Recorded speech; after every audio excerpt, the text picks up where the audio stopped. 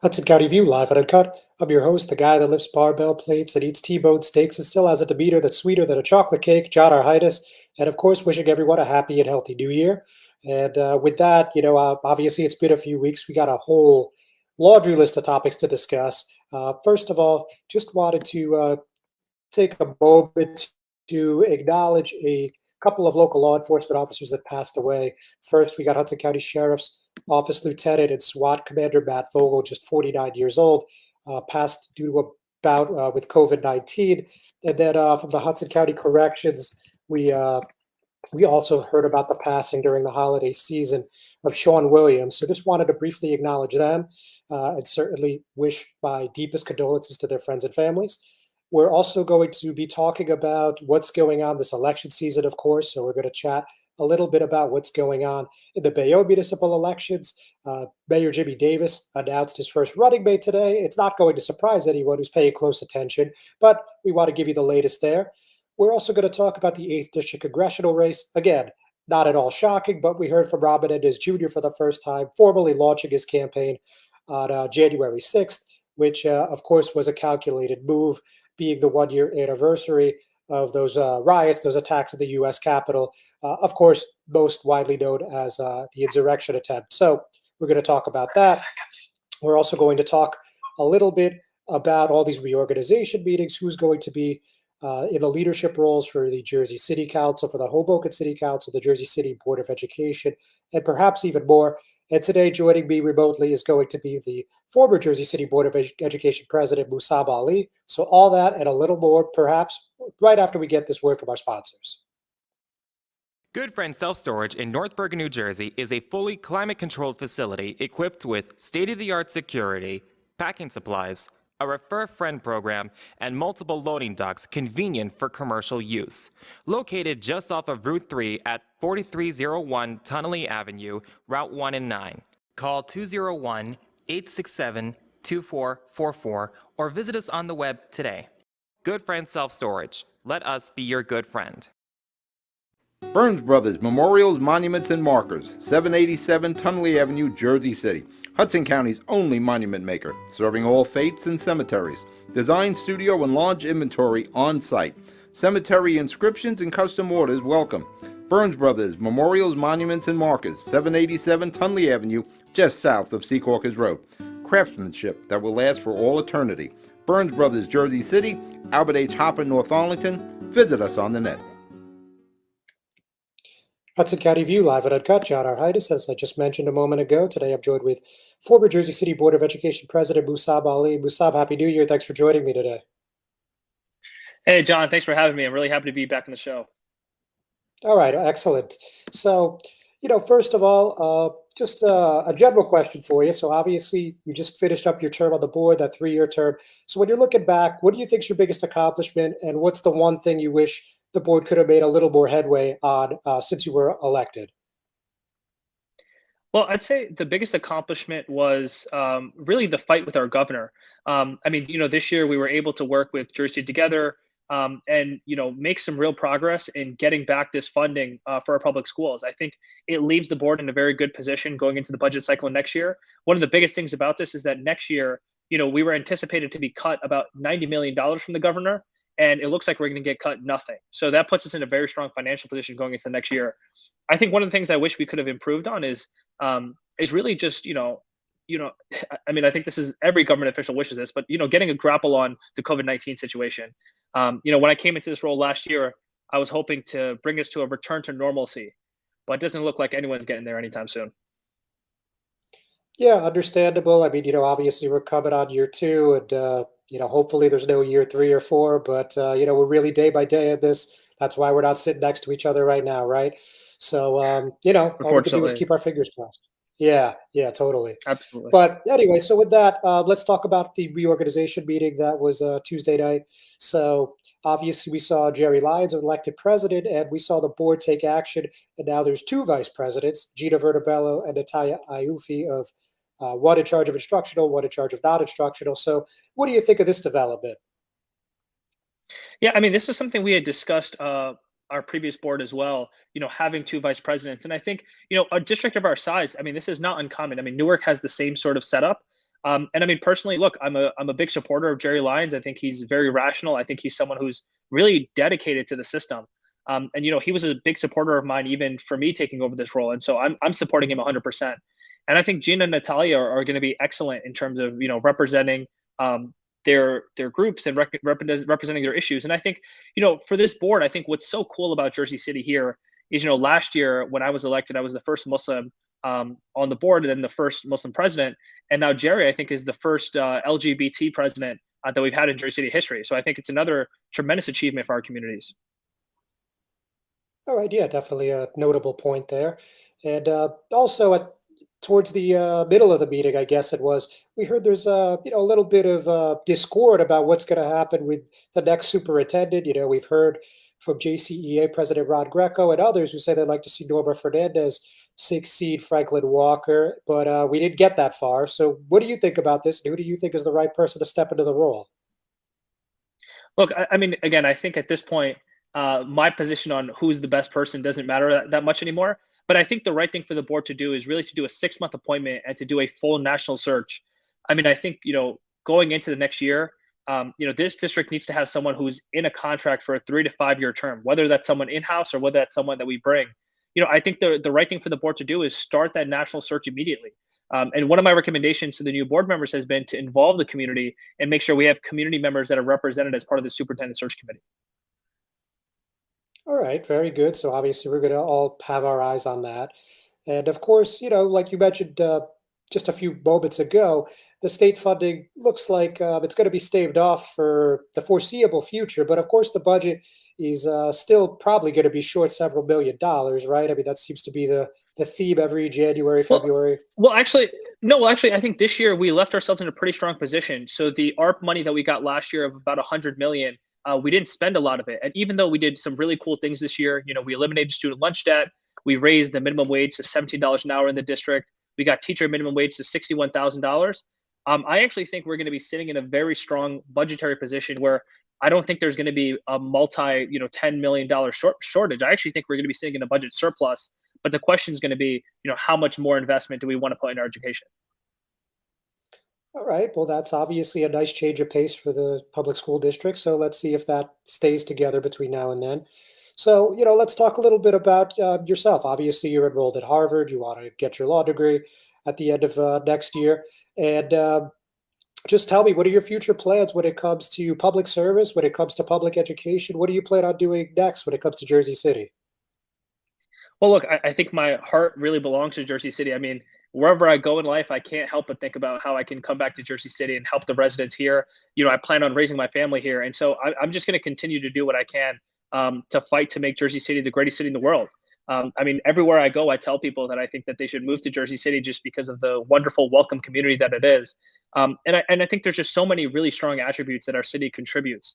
And so I just want to continue to improve that and bridge this divide between downtown and the haves and the have-nots, because I think that's what Jersey City really needs.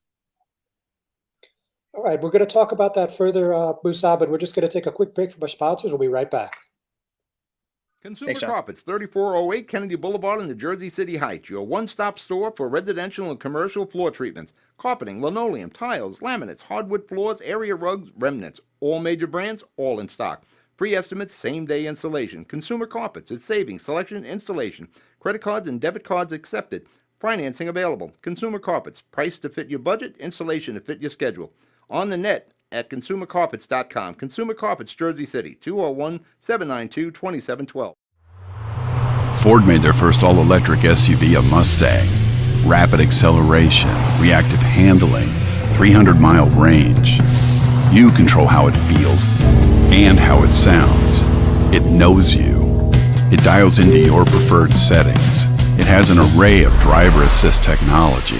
Cameras and sensors enhance your awareness and provide you with additional control. But it's more than cutting-edge technology. It's the spirit of it. It's a Mustang. Hudson County View, live at Uncut, John Arhitis, and I'm still here with former Jersey City Board of Education President Mussab Ali. So you were talking about bridging that gap between downtown and the rest of the city. So I think that ties into a little bit to the messaging we heard in these municipal races that just passed a couple months ago, right? We saw Mayor Fulop going against Lewis Spears, a guy who grew up on the South Side and, ended up attending Harvard, coincidentally. And, look, that messaging didn't resonate enough to get him over the finish line, but it was about a 2-to-1 margin. And I'm sure that's going to bring conversations about public safety, about mental health, about social services forward. So when you look at that campaign and you look at the outcomes throughout the city, not just in the mayor's race, how does that reflect in your eyes?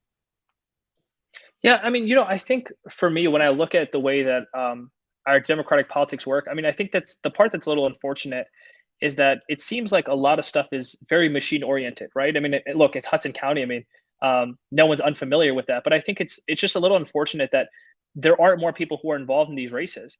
I mean, just to put this into context, right? When I was running in 2018, I got about 23,000 votes citywide. When Lorenzo ran in 2020, he got 30,000 votes.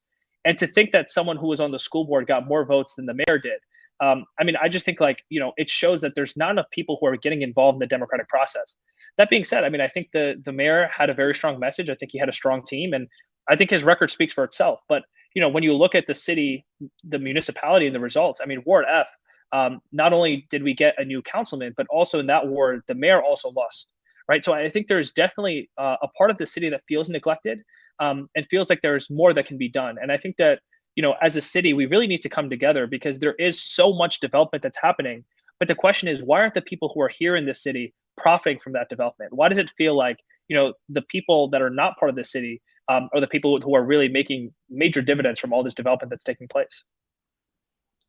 Okay, so you mentioned machine politics in Hudson. Let's talk bigger picture, right? Just a couple hours ago, we saw Rob Menendez Jr. formally kick off his congressional campaign in the 8th District. We know Albio Series about 2.5 weeks ago said he wouldn't be seeking re-election, going to retire, spend time with the family. And, before we heard anything from Rob, we saw everyone from Governor Phil Murphy to Amy DeGise to Cory Booker, HCDO, the Elizabeth Mayor, so on and so forth, come out and endorse Rob before he was even a declared candidate. So what are your feelings on how this played out? Yeah, so look, personally, I like Rob. I mean, I think Rob's a decent guy. I mean, I've had conversations with him. I feel like he's someone who definitely has a different perspective from my generation. But that being said, I mean, I think it's sort of an insult to democracy, right? The fact that someone is chosen and handpicked before there's any sort of democratic process that takes place. And I think, it's something that in New Jersey we need to work on as a whole, because really there's a lot of voters who feel isolated. And I think voters don't necessarily like the fact that, there's someone who is selected behind closed doors as opposed to an open process where everyone can see the merits. Because again, personally, I think that Rob has some of the qualifications to be in this position. But it's the fact that it was kind of done underhanded, and no one else was really involved in the system except a couple of insiders. All right, point taken. So let's actually, on that point, a lot of people say that you got the look of a future councilman, a future mayor. What do you think about your prospects at 25? Of course, we're a lifetime away, but since we're on the topic. Well, I'm 24 now, so I think I have a pretty long runway to go. And I mean, for me, look, I'm just interested in what's best for Jersey City. I don't personally see myself as, wanting to have a certain position or a certain seat. I just want to see myself advocate for the city and fight for the people that I think are going to do right by the city. And so for me, I think, it's whatever the people want. I mean, at this point, I'm just focused on my legal education. I think it's a nice exit to be able to go from the school board to go to Harvard Law School. I don't think it's a bad experience at all. But, my heart is definitely in Jersey City and I want to come back. But, we'll see what happens in a couple of years. Yeah, sure. I mean, you could definitely do worse than Harvard. So, and one thing I just wanted to follow up on something we spoke about last month. So, there was obviously that sad week in Jersey City where there was a couple, where there was a threat and then there was a fatal shooting. And we heard from Jersey City Together they were unhappy with the way the mental health crisis was being addressed. And I know you and I spoke then I just wanted to follow up and just see, the reimagined mind counseling contract, the $3 billion contract. I know you said that they were basically not providing the service they were supposed to. Just is there any update there? Yeah, I mean, look, we had to cancel the contract just because it essentially was a startup that was being funded by public funding, and honestly, like I think part of it's on us in the sense of how did we even allow this company to get this contract? But look, we're doing RFPs to get new mental health providers within our district. I think mental health has been a priority. It's something that we had placed in our budget. I mean, this is something that we were like very focused on providing for our students. But I think the thing that's really hard is, especially in my role, I sometimes feel responsible for the children that are impacted, and I know the names of all 7 students that were essentially murdered over the course of my tenure, and Pedro Rodriguez was unfortunately the most recent case, and I think all of those like really touch me pretty deeply because it's in a way in the role you feel responsible for all the city's children, um, and I just think that's like a heavy burden that I think public officials kind of bear. Mussab, thanks so much for joining me today. I appreciate your perspective. We'll obviously be talking sooner and later. Good luck at Harvard. Ladies and gentlemen, we will be back. Just one more word from our sponsors. Thanks, Sean. Newport, the luxury waterfront community on the Hudson River, offers a quality of life you deserve in one of our many high-rise towers. With amenities such as the on-site Newport Path, light rail, Newport Town Square, 3 playgrounds, dog run, upscale restaurants, retail giants like Kohl's, JCPenney, Macy's, and Target. Morton Williams and Acme Supermarket are just outside your front door. A health and fitness center, skating rink, and medical facilities are also on site. Enjoy the New York skyline from our waterfront and various parks. Manhattan is just one path stop away, or a quick ride through the Holland Tunnel. Nursery and private elementary schools all on site. 12-screen movie theater at the Newport Center Mall. Looking to visit? Stay at the Westin or Marriott Hotel. For more information, visit us at newportnj.com. Make lasting memories to cherish forever. It's incredible. It's you, Newport. Live like you want. Introducing the all-new Ford Maverick. A truck for people who do stuff. And people who make stuff. People like Gabrielle Union. I make this look good, don't I? Who haul whatever they want to wherever they want. Like wood to build things made of wood with. And friends to get weird with. It's for long trips that the standard hybrid engine with a targeted EPA estimated city fuel economy rating of 40 miles per gallon helps with. That an 8-inch touchscreen connects with. And any trip that this interior makes more comfortable. But we'll let Gabrielle tell you all about it. Or I could just tell them it's a Ford truck that starts at less than $20,000 MSRP. Yep, that works too. The all-new Ford Maverick, built to defy expectations.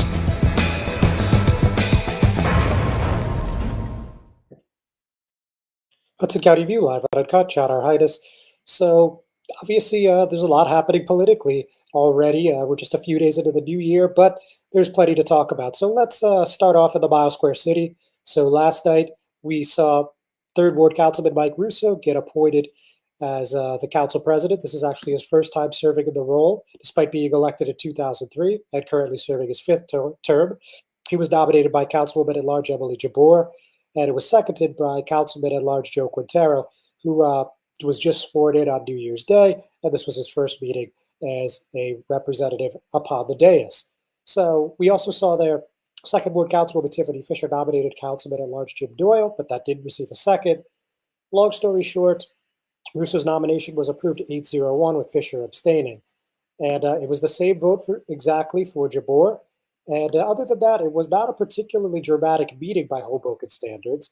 The closest thing to drama we saw was, I guess, towards maybe the middle mark. There's this resolution that was forward.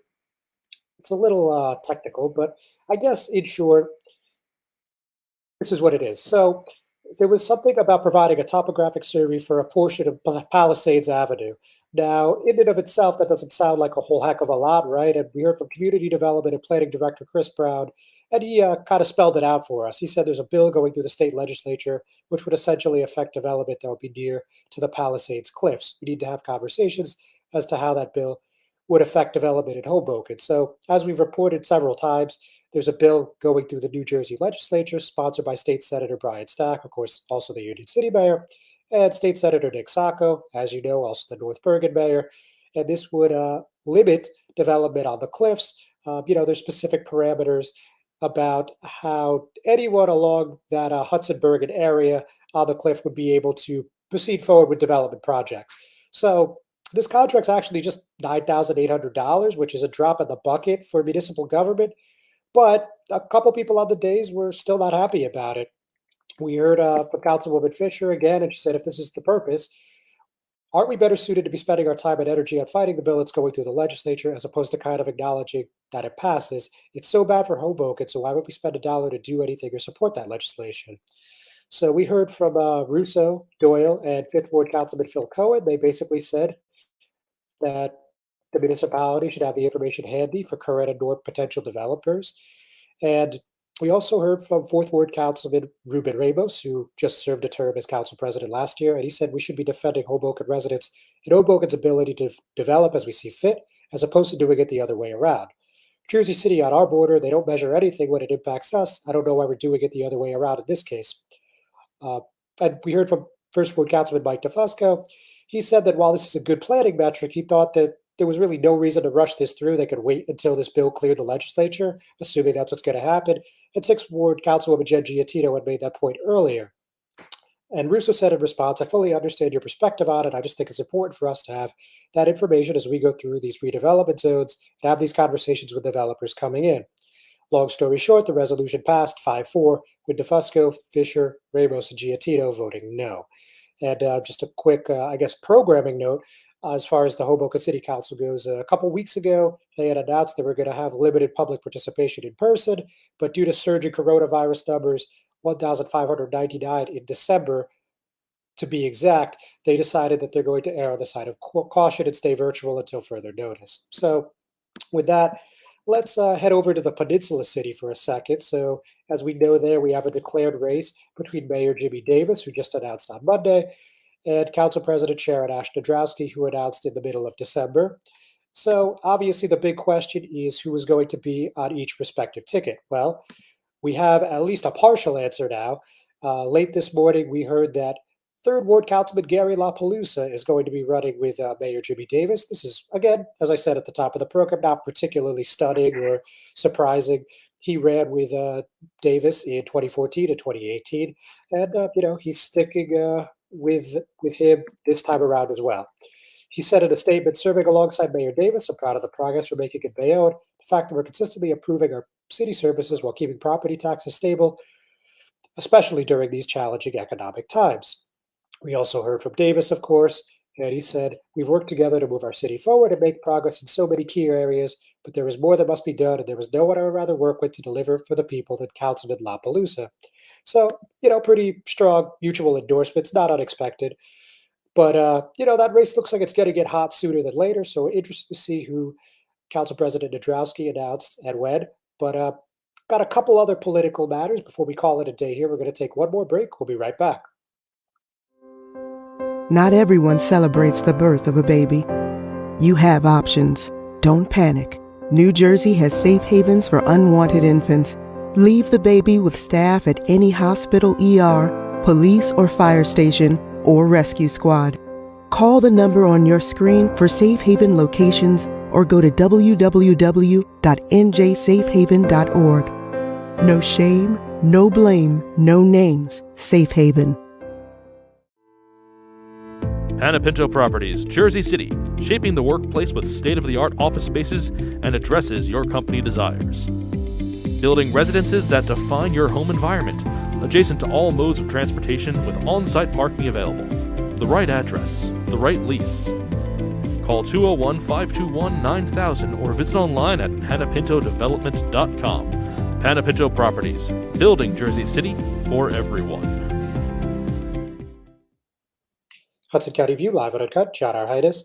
And as you heard when I was speaking with Mussab, and I'm sure as you probably already read and seen on social media, but regardless, we heard today that Rob Menendez Jr. formally kicked off his campaign for the 8th District congressional seat.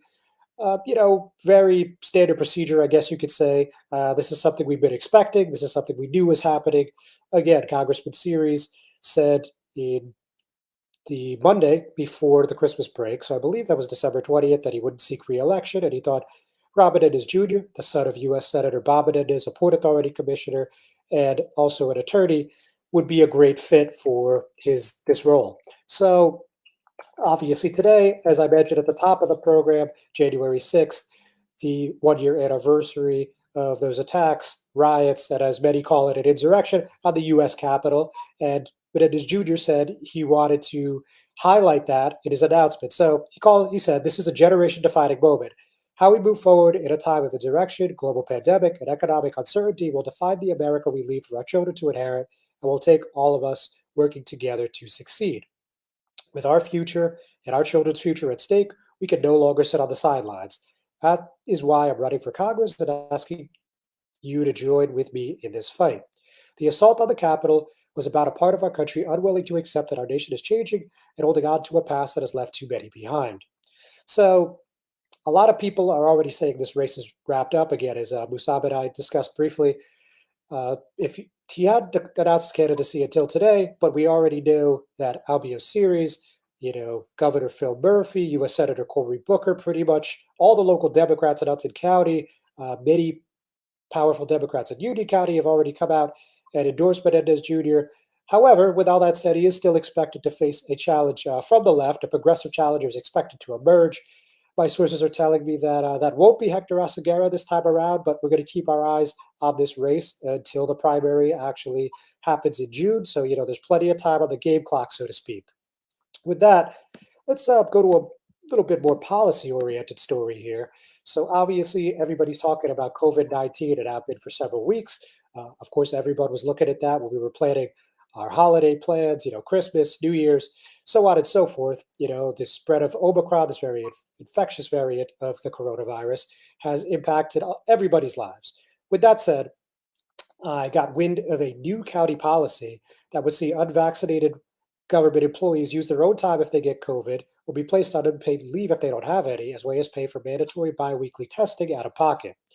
So I got to see a draft, and it says in part, any partially or fully vaccinated employee who tests positive for COVID-19 will be able to recover on county time for up to 80 hours, but only as needed without use of his or her time. For any time needed after 80 hours, the employee must use his or her time. Any unvaccinated employee who contracts COVID-19 must use his or her accrued time while out of work. If no time is available, then the employee will have to be put on unpaid leave until recovered. So, this is a pretty significant policy, not like any other in the county, and I don't believe like any other in the state. We've seen the vaccine and testing mandate in Hoboken. This takes it to at least the next level. And I got to speak to the county executive himself, Tom DeGees, and briefly, he mentioned that there's 3,100 government employees approximately in Hudson, and close to 900 are still unvaccinated. And for that reason, he wants to make sure that there are rules in place to change that. He said, but now we've hit a wall in terms of who's willing to get vaccinated or who's not. It's not like the polio vaccine where the worst that could happen is you get sick. If you refuse the vaccine, you're putting others at risk. So now we're exploring other ways to get the job done. The virus is running rampant, so we're going to talk about other methods to get as many people vaccinated as possible. I'm in favor of being more aggressive to get more people vaccinated. We can't allow unvaccinated people to continue to put others at risk. And also of note, don't forget that Hudson County Executive, in conjunction with the Hudson County Vaccine Task Force, announced today that they'd like to see parents get their children age 12 and up to get vaccinated. The CDC, of course, put out that recommendation yesterday. So with that, I think we've covered pretty much all the ground we can for our first show of 2022. Thank you for tuning in, ladies and gentlemen. We'll see you next week.